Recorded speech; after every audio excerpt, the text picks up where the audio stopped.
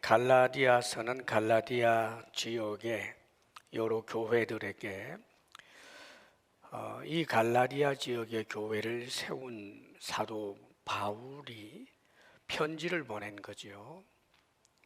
성령의 감화로 인해서 갈라디아 지역의 성도들이 율법주의에 빠져서 하나님께서 허락하여 주신 그 풍성한 은혜에서부터 넘어지는 자가 없도록 하기 위해서 그래서 편지를 쓴 것입니다. 지금까지 갈라디아서를 통해서 본 것은 율법주의는 신앙생활을 조금 불편하게 하는 그런 완벽주의 정도가 아니고 율법주의에 빠지면 구원을 잃게 되는 아주 위험한 요소라는 것을 가르쳐 줍니다. 그래서 구원은 할례를 받는다든지 구원을 받기 위한 어떤 조건을 가지고 선한 일을 열심히 함으로 그래서 구원을 쟁취하는 것이 아니고 오직 믿음으로 구원을 얻는 것이다. 그것을 쭉 말씀해 왔습니다. 그러면서 그렇다면 믿음으로 구원을 얻는다면 이제 죄를 마음대로 지어도 된다는 뜻인가 하는 오해를 이제 염두에 두고 진정한 믿음이란 성령을 따라 행하는 것임을 말씀해 주셨습니다. 그래서 지금 오늘 읽은 이 본문 말씀도 성령을 따라 행하라라고 하는 그 말씀 가운데 이제 우리가 본문을 선택한 것입니다. 오늘의 이 말씀은 지금 제목에 있는 대로 무엇을 심든지 그대로 거두리라, 인과응보의 그런 느낌이 막 오는 말씀입니다. 실제로 율법주의자들은 그 율법주의의 깃발을 높이 들게 되는 가장 타당한 이유가 바로 이런 인과응보에 관한 이야기죠. 착한 일을 많이 하면 말하자면 복을 받고 또 구원을 얻고, 착한 일을 하지 않고 율법을 안 지키고 그러면 심판받고 지옥 가는 게 아니냐. 그래서 율법주의의 어떻게 보면 가장 중요한 토대라고 할 수 있는 그 이야기를 지금 사도 바울도 사실상 하고 있어요. 선한 것을 심으면 선한 열매를 맺고 악한 것을 심으면 악한 열매를 맺는다. 지금까지 믿음으로 구원을 얻는다고 이야기해 놓고 뭔가 모순처럼 느껴질 수 있습니다. 그러나 여기서 심는다라고 할 때 우리에게 구원을 주고 영생을 주는 그 심는 것이 무엇이었느냐 하면 8절에 성령을 위하여 심는 자는 그럽니다. 성령은 인격적인 하나님이시고 우리 속에 들어와 계신다고 그랬죠. 그래서 성령을 따라 행하게 될 때 성령의 열매를 맺게 되고, 성령을 따라 행하지 아니하면 육신의 열매를 맺게 되는데 그것은 죄들이에요. 그러니까 결국은 성령을 따라 성령을 위하여 심는다라고 하는 것은 하나님의 말씀을 심는 것입니다. 분명히 구원은 율법을 지켜서 구원받는 것이 아니라고 했지만, 그렇다고 해서 그렇다면 하나님의 말씀을 무시해도 좋은가? 그게 아니에요. 자, 그렇다면 오늘 이 말씀의 의미가 무엇인지 조금 더 깊이 살펴보도록 합니다. 이 말씀을 시작하면서 이 말씀에 서론격이 됩니다마는 6절에 뜬금없는 말씀이 좀 나오는 것 같아요. 6절 말씀을 우리 같이 한번 읽어보겠습니다. 시작. 가르침을 받는 자는 말씀을 가르치는 자와 모든 좋은 것을 함께 하라. 가르침을 받는 자, 즉 말씀을 가르침 받는 자지요. 이 가르침을 받는 자는 말씀을 가르치는 자와 모든 좋은 것을 함께 하라.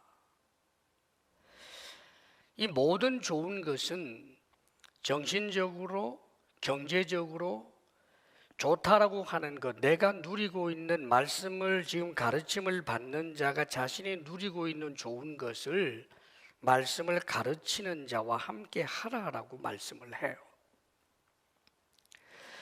여기 말씀을 가르치는 자가 누굴까? 이 말씀을 가르치는 자는 공식적으로 말씀을 가르치는 지위에 있는 사람을 말하는 것입니다.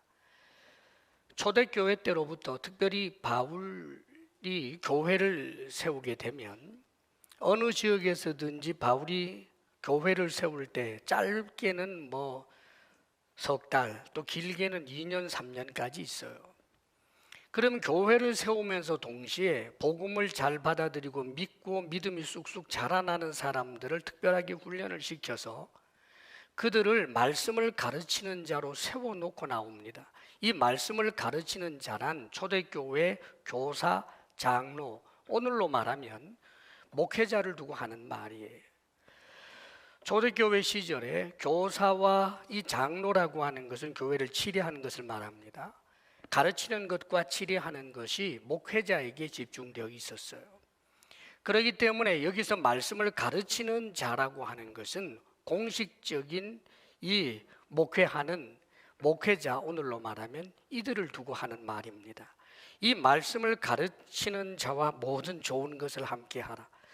오늘 사실 이 말씀이 제가 조금 버거워요. 제가 말씀을 전하는 말씀 가르치는 자이기 때문에 말씀 가르치는 자와 좋은 것을 함께 하라. 그러나 하나님의 말씀이기 때문에 저는 또 전해야 하고 가르쳐야 할 의무가 있습니다, 여러분. 이 말씀을 가르치는 자에게 우리 주님께서도 복음의 일꾼들에게 뭐라고 말씀하신 적이 있느냐 하면, 복음의 일꾼들이 어디 가서 복음을 전하게 돼서 누군가가 믿게 되면 그 집에 유하면서 그 집에서 차려놓는 음식과 또 모든 필요한 것들을 받으라. 그리고 우리 주님께서는 그 삭슬, 일꾼이 그 삭슬 받는 것이 마땅하니라 라고 예수님이 가르치셨어요. 그래서 나중에 사도 바울도 고린도전서 9장에 보게 되면 이런 이야기를 합니다. 내가 먹고 입을 권한이 없겠느냐? 먹을 권한, 마실 권한이 없겠느냐? 군사로 모집된 자가 자기 자비량으로 군사의 직무를 감당하는 자가 어디 있겠느냐? 포도원을 하게 되면 그 포도원에서 나오는 포도 열매를 먹는 것이 마땅하지 아니하냐? 양을 치면 그 양에게서 나오는 젖을 먹는 것이 마땅하지 아니하냐? 내가 세상의 예를 두고 말했지만 하나님의 율법도 그렇지 아니하냐? 하나님의 율법에 보면 이 곡식을 털고 있는 소에게 망을 씌우지 말라 하셨다. 그것이 하나님께서 소를 염려했기 때문이겠느냐? 아니다. 소를 염려한 것이 아니라 우리를 위하여 하신 말 아니냐? 그렇게 바울이 이야기하면서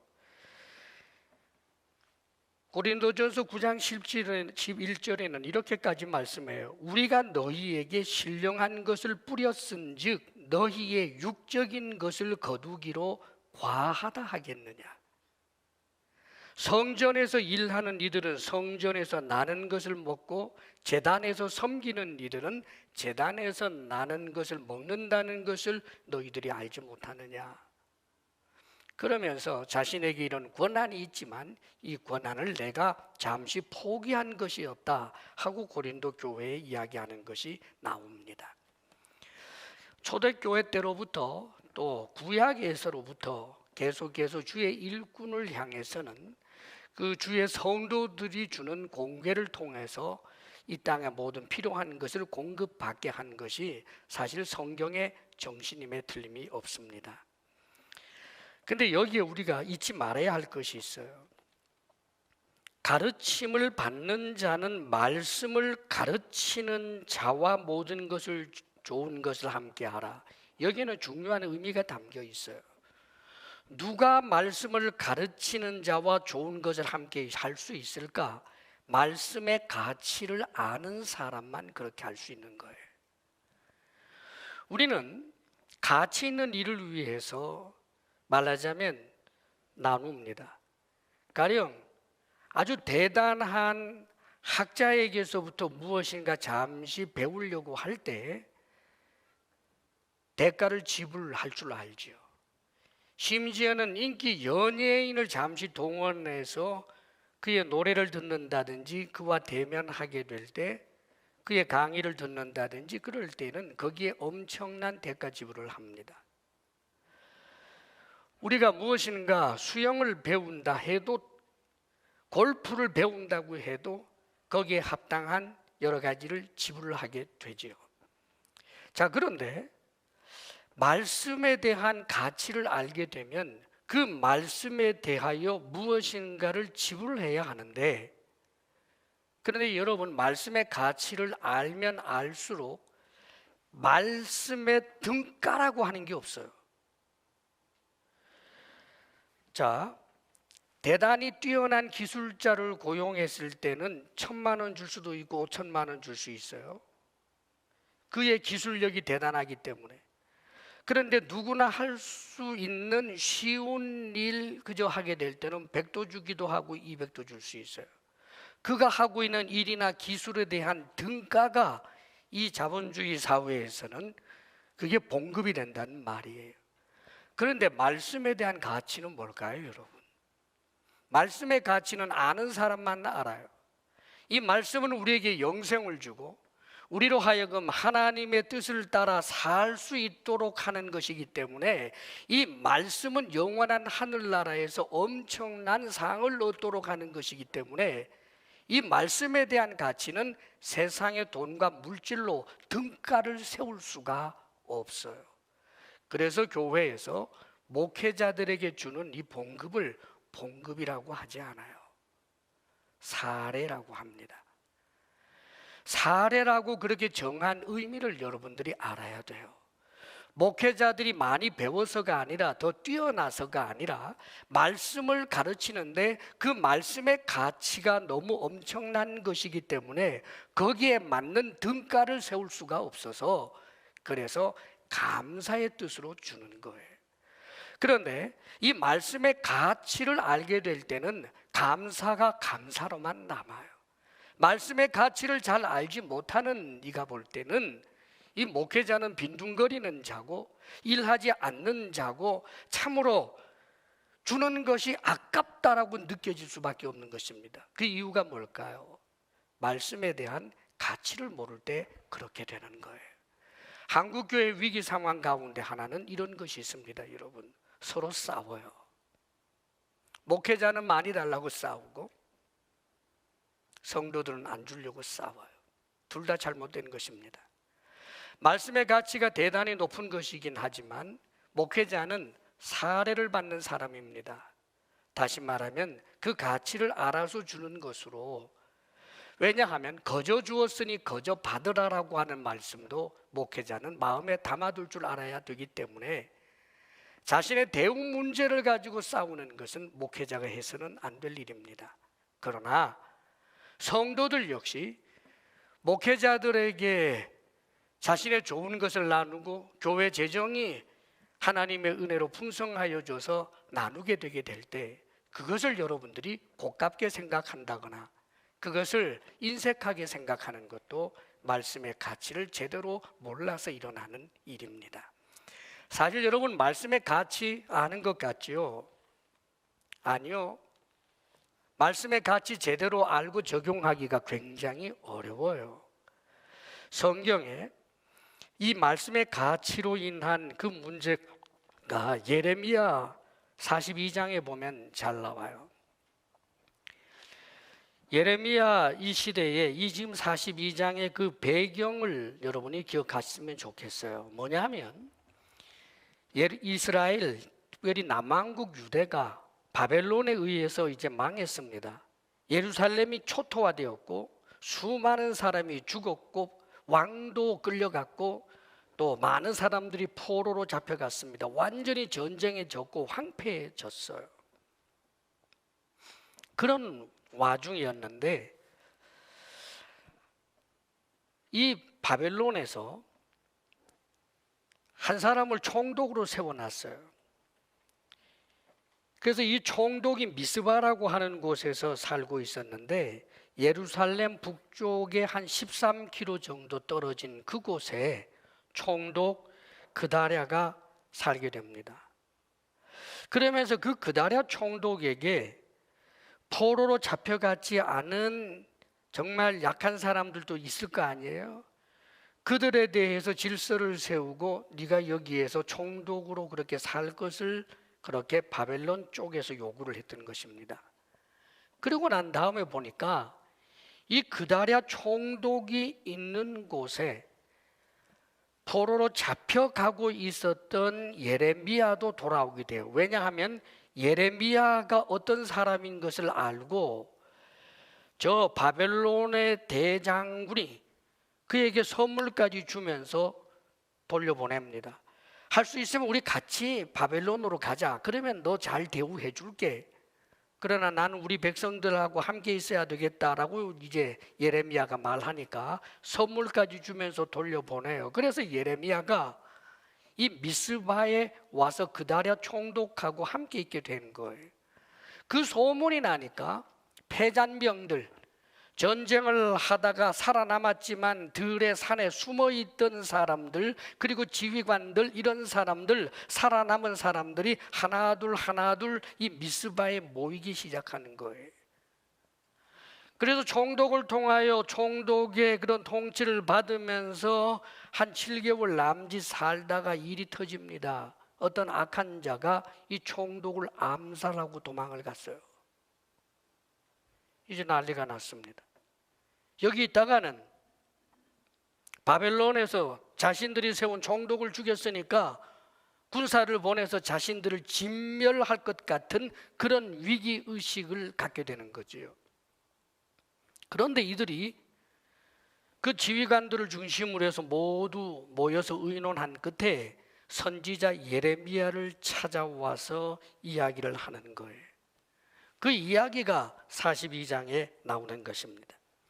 그들이 와서 하는 말이 우리를 위해서 하나님께 기도하고 하나님께서 우리에게 주시는 말씀을 들려주십시오라고 요청하는 거예요.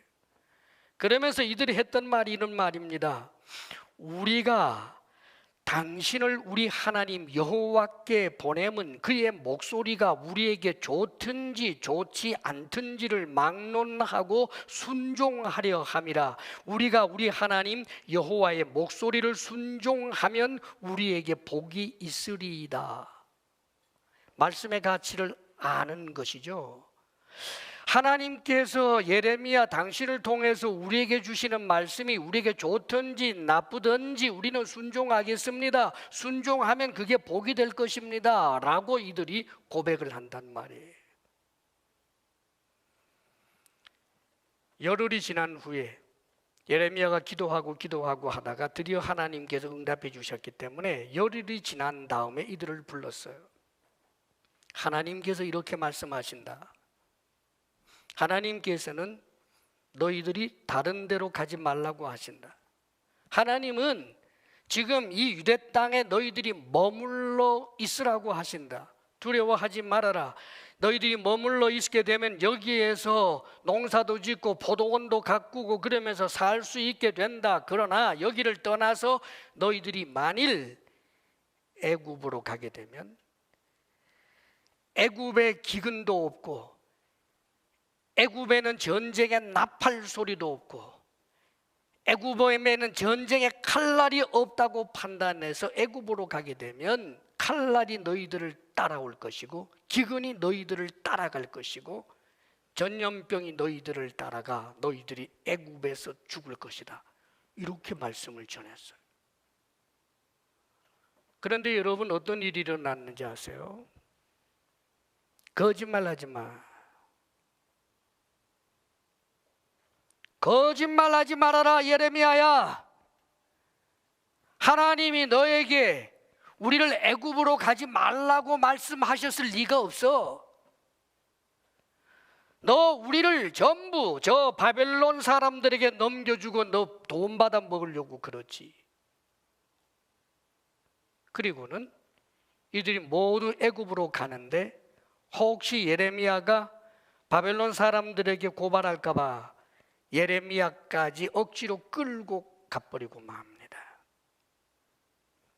말씀의 가치를 분명히 아는 것 같았는데, 그러나 말씀의 가치를 모르는 것이었습니다. 막연하게 말씀의 가치는 알 수 있어요. 그런데 왜 이들이 말씀의 가치를 붙잡지 못했을까? 그 말씀이 내 상식하고 안 맞을 때, 내가 원하는 말을 들려주지 아니할 때, 그럴 때는 그 말씀의 가치를 인정하지 않게 되고, 그렇게 말씀을 전하는 말씀 전하는 자까지 짓밟고 모욕하는 일이 일어나게 되는 것입니다. 사랑하는 여러분, 잊지 말아야 합니다. 우리가 말씀을 심는다라고 할 때 1차적인 것, 그 말씀의 가치를 안다라고 할 때는 그 말씀을 가르치고 있는 자들을 향한 선대의 마음이 있다라고 하는 것을 결코 잊어서는 안 돼요. 사실 우리 주사랑교회는 이 말씀을 들으면서 여러분들이 책망받을 일은 하나도 없어요. 사실 저에게도 그렇고 우리 목회자들에게 우리 성도들의 섬기는 사랑에 대해서는 그저 감사하고 감격할 뿐입니다. 코로나 상황에서도 우리 교역자들 사무실에 있을 때 여러분들이 열심으로 섬겨줬던 것 정말 잘 압니다. 케이크도 갖다 주고 옥수수도 갖다 주고 포도도 갖다 주고 커피도 뽑아다 갖다 주고 끊임없이 우리 성도들 섬겨오신 여러분들의 그 사랑을 왜 모르겠습니까마는, 그러나 신앙생활 하다가 보면 우리가 시험에 빠질 때가 있습니다. 어느 순간 목회자를 나의 고용인으로 알고 자신을 고용주로 생각해서 내가 너에게 월급 줬으니까 내 뜻대로 해야지, 이런 착각에 빠질 수 있다는 것을 여러분은 알아야 합니다. 말씀을 가르치는 자는 이 세상에 누구보다 뛰어났거나 가방끈이 길기 때문이 아닙니다. 하나님께서 하나님의 뜻 가운데 공식적으로 그런 자를 세우는 거예요.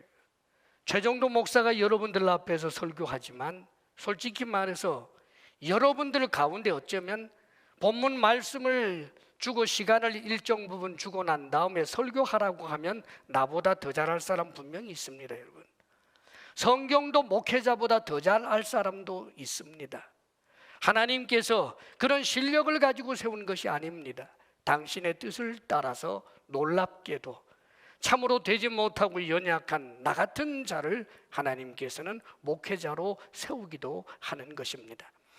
목회자로 세워진 것이 하나님에 의하여 세워진 것이라는 것을 분명히 알고 있다면 그 말씀을 가르치는 이 목회자들에 대한 마음이 여러분들은 주님으로 인하여 감사하고 또 감사해 줄 아는 그런 마음을 가지는 것이 마땅합니다. 말씀을 따라 산다는 것은 여기에서부터 출발함을 잊지 마시기를 축복합니다. 계속해서 오늘 말씀 보겠습니다. 7절 말씀이죠. 함께 읽습니다. 시작. 하시나니 사람이 무엇으로 심든지 그대로 거두리라. 스스로 속이지 말라 그래요. 심지 않았는데 거두는 것, 스스로 속이는 거예요. 여러분 제발 로또 생각 좀 하지 마세요. 비트코인 못 샀다고 너무 아쉬워하지 말고요. 심지 않고 거두려고 하는 것, 스스로 속는 거예요. 자신을 속이는 것입니다, 여러분. 그리고 악한 짓을 하면서 복받기를 원한다. 스스로 속이는 거예요. 신앙생활을 좀 더 잘하고 싶다. 그러면서 신앙생활 20년 지났는데 성경 통독 한 번 안 해봤다. 스스로 속이는 거예요. 성경 공부하자라고 하면 무조건 피하면서 다 안다라고 생각하는 것. 스스로 속이는 거예요. 깊은 기도 속으로 단 한 번도 들어가 본 적이 없으면서 기도의 능력에 대하여 이러쿵저러쿵 하는 것. 스스로 속이는 거예요. 하나님은 업신여김을 받지 아니한다 이렇게 표현했는데 이 말씀이 원어상의 의미가 재미있어요. 우리가 누구를 우리나라 문화에서는 놀릴 때 용용 이러잖아요. 이렇게 합니다. 그런데 이쪽 문화에서는 코를 들창코를 만들어요. 이렇게 올리면서 그게 이제 사람을 놀리는 거예요. 지금 그 단어를 썼어요. 하나님을 향하여 이러는 거죠. 사랑하는 여러분, 우리 하나님은 업신여김을 받는 분이 아니에요. 이 표현은 악을 행하면서도 하나님께로부터 복 받을 줄 아는 것, 하나님 업신여기는 겁니다. 그렇기 때문에 전날에 하나님께 그렇게 사랑을 받았던 다윗이 우리아의 아내로 인한 범죄를 했을 때 하나님이 선지자를 통해서 다윗에게 한 말이 네가 나를 업신여겼다라고 표현하는 거예요. 하나님은 절대로 그 업신여김을 받는 분이 아닙니다, 여러분. 그렇기 때문에 무엇으로 심든지 그대로 거둔다라고 하는 이 하나님의 이 법칙을 우리가 알아야 돼요. 하나님이 만들어 주신 이 삼라만상의 법칙에도 심고 거두잖아요. 콩을 심었으면 콩을 거두어야지 왜 콩 심어놓고 팥을 구해요? 스스로 속이는 것이고 하나님 업신여기는 거지요. 영적인 것도 마찬가지예요. 선한 일을 하고 하나님을 말씀을 따라 살아야지 성령을 거스리고 악한 짓을 하면서 나는 예수 믿으니까 괜찮아 하나님 업신여기는 거예요, 여러분.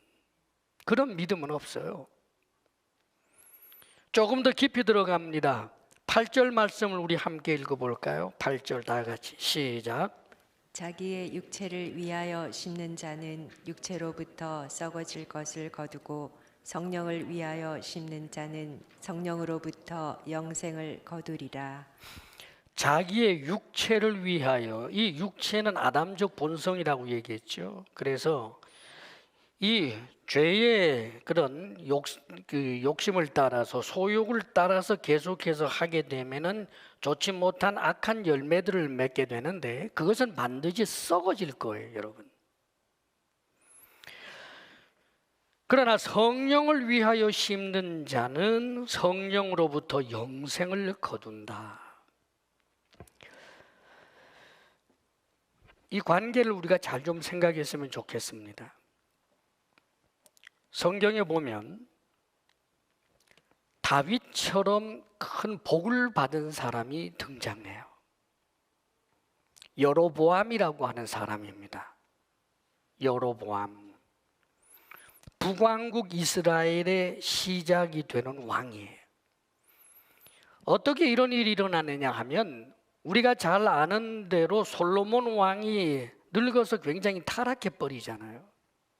그런데 하나님께서 다윗의 얼굴을 보아서 솔로몬을 쳐내지 않고 솔로몬의 아들 때에 하나님께서 나라를 두 쪽 내겠다라고 하는 것을 선지자를 통해서 말씀하신 적이 있어요. 선지자 아히야가 여로보암이라고 하는 사람을 찾아왔는데 깨끗하게 새 옷을 입었습니다.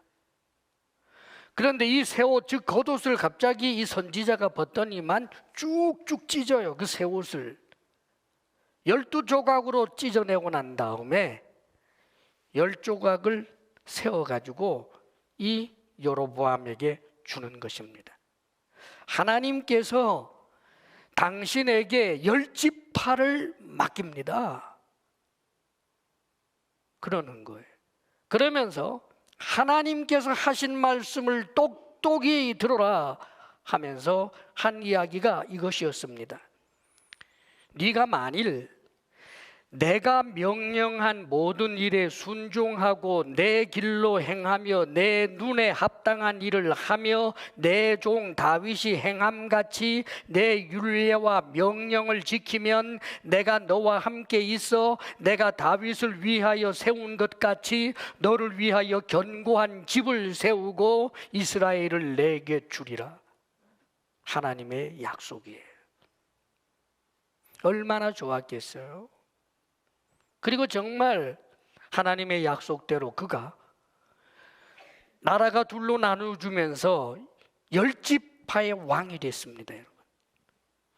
오히려 솔로몬의 아들 르호보암의 그 나라보다 더 많은 그런 이스라엘 백성을 거느린 그런 북왕국 이스라엘의 왕이 되었다는 말이에요. 이제 그는 이런 은혜를 주신 하나님의 말씀을 따라 살기만 하면 다윗에게 주어진 은혜가 그에게 주어지는 거예요. 그런데 여러분, 이 사람이 육체를 위하여 심기 시작해요. 왜 그런 일이 일어났을까? 가만 상황을 보니까 북왕국에는 성전이 없어요. 그런데 저 남왕국에는 솔로몬 성전이 있어요. 얼마나 의리하고 멋진지 몰라요. 그리고 안식일이 된다든지 절기가 되게 되면 이 북왕국 이스라엘 사람들도 거기에 가서 제사를 드린다는 말이죠. 그것을 보다가 불안한 생각이 들기 시작하는 거죠. 계속 이들이 남왕국에 가서 저 예루살렘에 가서 제사를 드리다가 전부 그쪽에 속하겠다. 안 되겠다. 그래서 그가 생각한 것이 있어요. 뭐였느냐 하면 금송아지를 2개 만들어요. 그리고는 그 금송아지를 베델과 단에다가 두고는 하는 말이 이 금송아지가 너희를 애굽에서부터 인도하여 내시고 이 가나안 땅을 주신 우리의 하나님 여호와라고 선언을 하는 거예요. 그래서 온 이스라엘이 우상 숭배에 빠지게 만들었습니다. 이 여로보암은 복 있는 사람으로 출발했지만 결국은 영원히 망할 수밖에 없는 불행한 사람이 되어버리고 만 거예요. 우리가 육체의 소욕, 이 땅에서 부귀영화를 누리고 이 땅에서 잘 되기 위해서는 하나님의 말씀에서부터 좀 어긋나도 된다라고 생각하는 것, 하나님이 나를 사랑하시니까, 하나님이 나를 왕으로 세우셨으니까, 하나님이 나를 당신의 사랑하는 이로 세우셨으니까 내가 별짓해도 괜찮다? 아니에요, 여러분. 어떻게 해야 할까요? 성령을 위하여 심어야 합니다.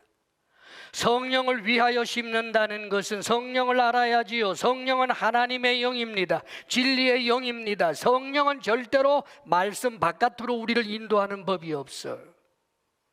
그렇기 때문에 우리는 성령을 위하여 심는다라고 하는 것은 진리의 영이 우리에게 가르쳐 주신 대로 하나님의 말씀을 따라 사는 것, 즉 말씀을 우리의 삶에 심어야 된다는 뜻입니다.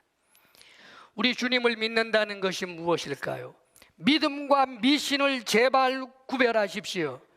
예수 그리스도를 믿는다는 것은 그분과의 인격적 관계로 들어갔다는 것을 믿는 거예요. 나 예수 믿어, 요 한마디가 아니라 그 말입니다.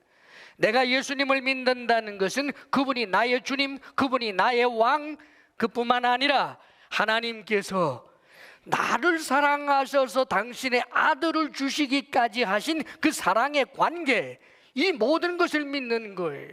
내가 누굽니까? 자격이 없지만, 율법을, 하나님의 말씀이 옳은 줄 알지만 그 말씀을 정확하게 지켜낼 수 없는 불가능한 그런 악한 존재인 나를 예수 그리스도 십자가 구속의 은혜로 건져주실 뿐만 아니라 하나님의 자녀로 삼아주셨기 때문에 하나님과의 인격적 관계가 형성된 거예요. 그렇다면 묻겠습니다, 여러분.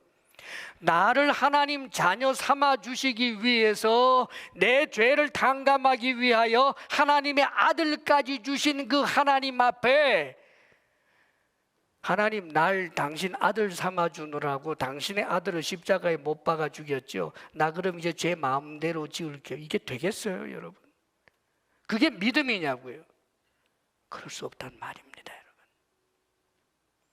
물론 말씀 따라 살아보면 못 사는 거 알아요.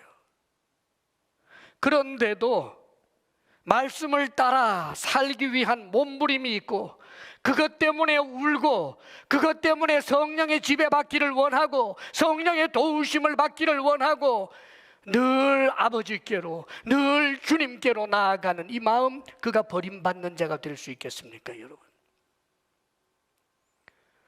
놀랍게도 이런 인격적 관계 속에서 내가 보다 더 거룩해질 수 있고, 아무도 안 보는 가운데서도 그래도 그 죄의 문제를 잘라내기도 하고, 그런 일들이 우리 속에서 일어날 수 있게 되는 것입니다. 죽을 때까지 우리 스스로가 우리에게 완성을 보지는 못하지만, 그러나 언젠가 주님께서 재림하시게 될 그때 우리는 성령의 인도를 따라 살고 말씀을 심으면서 살아왔던 우리가 우리 자신이 변화된 천사와 같이 변화된 그 엄청난 영광을 보게 될 것이고, 우리에게 주어진 영생을 우리가 하나님의 그 영원한 생명에 함께하게 되는 그 놀라운 은혜를 우리가 경험하며 살게 될 것입니다. 그러므로 사랑하는 여러분, 하나님의 말씀을 무시하지 마십시오. 성령께서 도둑질하는 너에게 이거는 도둑질이다, 멈추어다 라고 할 때, 사랑하는 여러분, 자기를 부인하십시오. 팔을 잘라내든지 눈을 뽑아서라도 그 죄의 낙을 즐기지 마십시오, 여러분. 거기에는 결코 좋은 열매가 없기 때문입니다. 가끔은 그런 분들이 있어요. 구원은 믿음으로 얻고, 이 세상에서 잘되고 복받는 것은 말씀에 순종함으로 누리게 된다. 비슷하지만 온전히 맞는 말이 아니에요. 믿음과 순종은 함께 갑니다. 믿음 따로 순종 따로 가지 않아요. 살아있는 믿음은 절대로 그럴 수가 없어요. 성경을 가르치다가, 물론 청년이었기 때문에 그건 뭐 하나의 일화가 되겠습니다만은, 부끄러운 구원에 대해서 좀 이야기해 준 적이 있어요. 예수 믿는 사람들도 다 집을 짓는데, 집을 지을 때 누구는 나무로 짓고, 뭐 또 지프로 짓고, 또 금이나 은이나 이런 것으로 다 짓는데, 심판의 때가 돼서 시험을 하게 될 때 나무나 지프로 지은 것을 홀라당 타버리고, 남는 것은 이제 금이나 은이나 이런 것들, 돌로 지은 것, 이런 것들은 남았다. 그러니까 영원한 가치가 없는 것을 위해서 땀 흘리고 노력했던 것들이 다 홀라당 타버린다는 말이잖아요. 그러면서도 그 말씀 끝에 뭐가 있었느냐 하면, 모든 것은 다 타버리지만 그러나 본인은 구원을 얻되 불 가운데서 구원을 얻은 것 같으리라. 이 부끄러운 구원을 말하는 거예요. 믿기는 믿는데, 믿기는 믿어요. 그리고 이 세상에서 부귀영화를 위해서 여러 가지 노력을 했는데, 거기에 뭐 도둑질을 한다거나 악한 짓은 하지 않았어요. 정당하게 경쟁하고 밤을 밝혀서 열심히 노력하고, 그래서 남들이 부러워할 만한 신분도 쟁취하고 부도 이루고 다 했어요. 찬란했습니다. 거기에 악한 것은 없었어요. 그러나 그것뿐이에요. 하나님 앞에 섰을 때 남는 건, 왜요? 그 부를 가지고 선한 일 한 적은 별로 없고, 그 높은 지위를 가지고 남을 섬긴 적은 별로 없고 그 지위를 쟁취하는데 도둑질하거나 악한 짓은 안 했다고 해서 하나님 앞에 남을 것이 있는가? 없다 그 말이에요, 여러분. 그래서 어떤 청년이 그러더라고요. 전도사 시절이었는데, 전도사님, 저는요, 내가 이 세상에서 누리고 싶은 거 다 누리고 하고 싶은 거 다 하고 그래가지고 나중에 정말 간신히 그래도 회개하고 구원만 얻으면 뭐 다른 건 상관이 없을 것 같아요. 그거 시나리오대로 안 됩니다, 여러분. 죄의 낙을 즐기고 그러다가 갑자기 회개할 기회도 없이 확 죽어버리면 어떡하려고요? 그런 일들 있어요, 여러분. 하나님 앞에 시나리오 가지지 마십시오.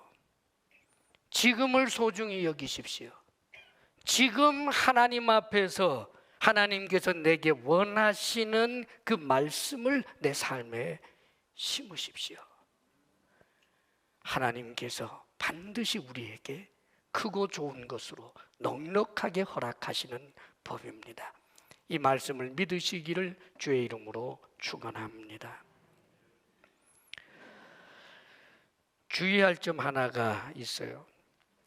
9절 말씀 우리 같이 한번 읽어보겠습니다. 다 같이 시작. 우리가 선을 행하되 낙심하지 말지니 포기하지 아니하면 때가 이름에 거두리라. 우리가 말씀을 심으면서 살아가는 것, 성령을 위하여 심는 일, 즉 선을 행하는 것입니다. 이 선의 기준은 말씀이에요. 하나님의 말씀에 입각한 그 선을 말하는 것입니다. 여기에 혼돈이 없기를 바랍니다. 시대 정신이 이런 게 아니에요, 여러분. 이데올로기가 아니라고요. 하나님의 말씀을 기준으로 한 그 선을 말하는데 이 선을 행할 때 낙심하지 말라라고 이야기를 해요. 포기하지 아니하면 때가 이름에 거두리라. 존 브라운이라고 하는 신학자가 이런 말을 했어요. 그리스도인은 이 거둠과 관련해서 자주 어린아이같이 행동한다. 그들은 그날 심어 그날 거두려 한다. 말씀을 따라서 오늘 내가 착한 일을 하니까 바로 하나님께서 무언가 보상해 주시기를 원하는, 내가 마음 먹고 이제 20일 동안 기도했으니까 바로 하나님께서 놀라운 일을 이루어 주시기를. 우리가 선을 행하는데 그 하나님께서 주시는 열매가 너무너무 더디다고 느낄 때가 있어요. 그래서 낙심에 빠집니다, 여러분. 성경에 보면 다윗이 낙심에 빠진 것에 대해서 이런 표현을 했어요. 시편 73편인데 그가 이렇게 고백합니다. 나는 거의 넘어질 뻔하였고 나의 걸음이 미끄러질 뻔하였으니 이는 내가 악인의 형통함을 보고 오만한 자를 질투하였기 때문이다. 사람들이 당하는 고난이 그들에게는 없고 보통 사람들이 당하는 재앙도 그들에게는 없나니 그들의 입은 하늘에 두고 그들의 혀는 땅을 두루 다니는구나. 볼지어다 이들은 악인이라도 항상 평안하고 재물이 더욱 불어나는구나. 내가 내 마음을 깨끗하게 하며 내 손을 씻어 무죄하게 한 것이 실로 헛되도다. 여러분 이렇게 느껴본 적 없어요? 어쩌면 저렇게 못되고 악한데 잘 되기만 해요. 그 아들 딸들도 태어날 때부터 부를 누려요. 나는 거룩하게 살려고 얼마나 했었는데. 낙심이 찾아오죠.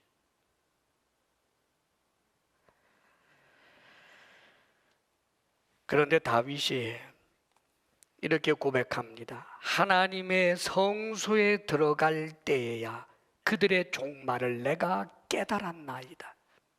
사랑하는 여러분, 이 세상에서는 악한 일 하면서도 부귀영화 누리는 사람들 얼마든지 있어요, 여러분. 완벽한 범죄 있어요.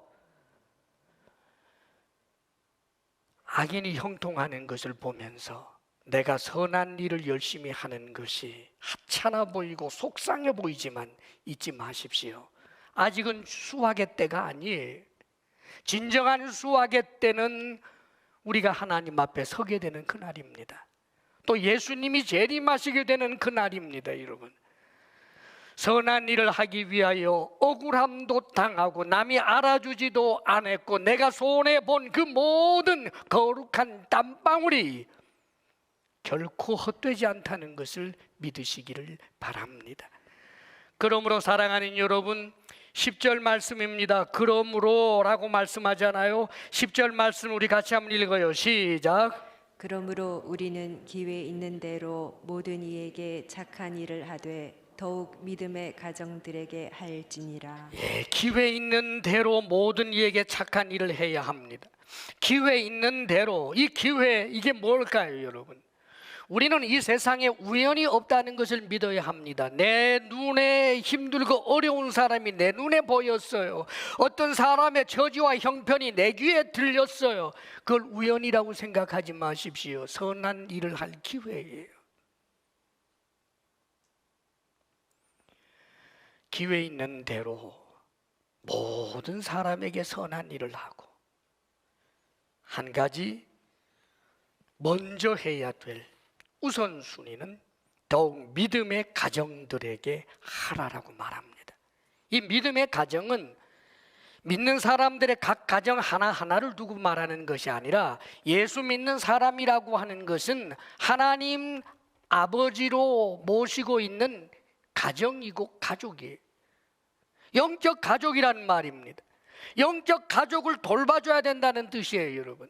우리가 신앙생활을 하면서 내가 누군가에게 걸림돌을 놓고 넘어지게 하는 자가 되어서야 되겠습니까? 신앙생활을 하는데 정말 나를 힘들게 하는 사람이 되어서야 되겠습니까, 여러분? 서로를 격려하고 서로 돌아보고 필요를 공급하여 주기도 하고 내 것을 나누기도 하는 이 선한 일을 먼저는 교회 공동체 안에서 할 줄 알아야 합니다. 그 구체적인 그런 선행이 없이 멀리만 생각하는 것은 구호에 불과해 버릴 경우가 얼마나 많은지 몰라요. 하나님께서 우리에게 허락하여 주신 이 신앙 공동체를 사랑으로 섬기고 구체적으로 선한 일로 섬겨줄 수 있는 그런 하나님의 말씀을 심는 이들 다 되실 수 있기를 주의 이름으로 축복합니다. 기도하겠습니다. 하나님 아버지, 우리들로 하여금 영생을 얻도록 하기 위하여 성령을 우리에게 보내어 주시고 성령이 우리 속에 거하게 하신 것 감사합니다. 성령을 기쁘시게 하는 것을 심게 하소서. 하나님의 말씀을 따라 살게 하소서. 아버지 하나님, 말씀의 가치를 알게 하여 주시고 그 말씀을 참으로 귀하게 여기며 말씀을 따라 삶으로 선한 행실에 힘쓰고, 그리하여 하나님께서 우리에게 허락해 주신 영생과 큰 영광의 자리에 아버지 하나님, 우리가 온전히 서게 하여 주옵소서. 예수님 이름으로 기도하옵나이다. 아멘.